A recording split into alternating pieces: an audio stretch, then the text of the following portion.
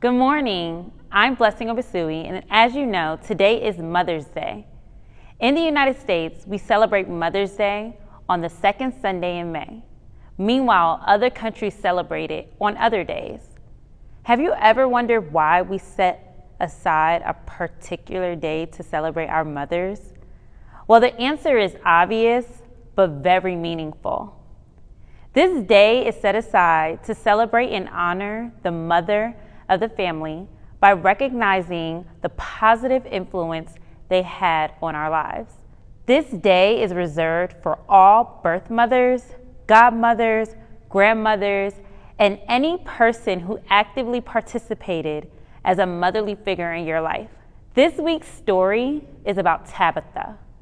Like a mother, she is known for her good works and compassion.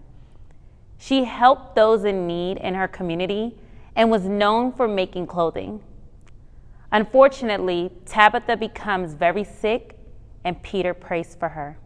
Our Bible lesson today comes from the book of Acts, chapter 9, verses 36 to 43. Read along with me. There was a believer in Joppa named Tabitha, which in Greek is Dorcas. She was always doing kind things for others and helping the poor. About this time, she became ill and died.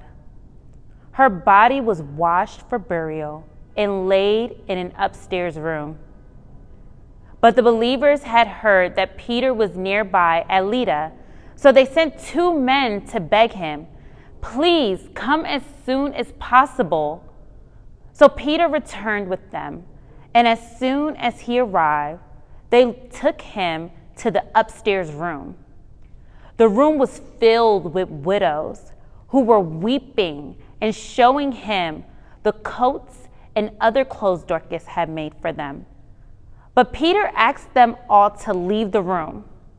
Then he knelt and prayed. Turning to the body, he said, "Get up, Tabitha." And she opened her eyes. And when she saw Peter, she sat up.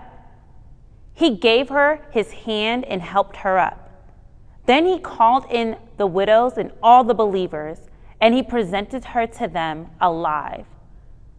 The news spread through the whole town, and many believed in the Lord. And Peter stayed a long time in Joppa, living with Simon, a tanner of hides. In the text, we see that all of the widows in the community were there, crying and showing tunics and other clothing Tabitha made when she was alive. Caring for widows was an important charitable task in biblical times. Widows were usually dependent on the care of their families or communities and often faced major economic challenges. This reminds me of my mother's love for cooking and entertaining guests, before COVID-19, of course.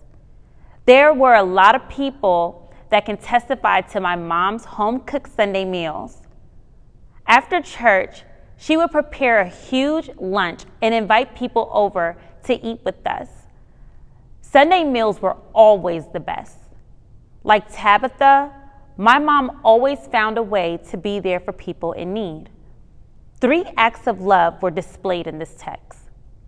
First, just as our mothers, Tabitha showed love through the service, not only through her sewing, but also through other good works and compassionate acts on behalf of those in need, as we see in verse 36.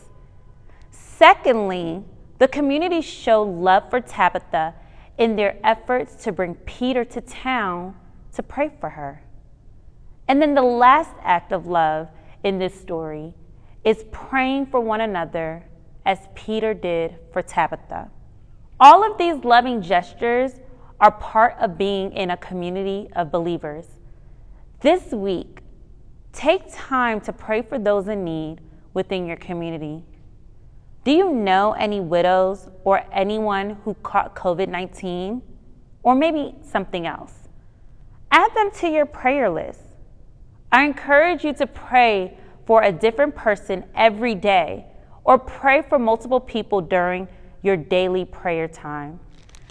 Another thing, Take a little more extra time to appreciate the mother figures in your life by purchasing some flowers, buying them Chick-fil-A, or writing a thoughtful thank you card. I know they will love any small gift you give. Well, I had an amazing time with you guys today, and I hope you did too. Before we leave, I want to send us out in prayer. God, thank you for your amazing message about Tabitha. Help us to have a generous, caring heart like hers, and help us to draw others close to you. Amen.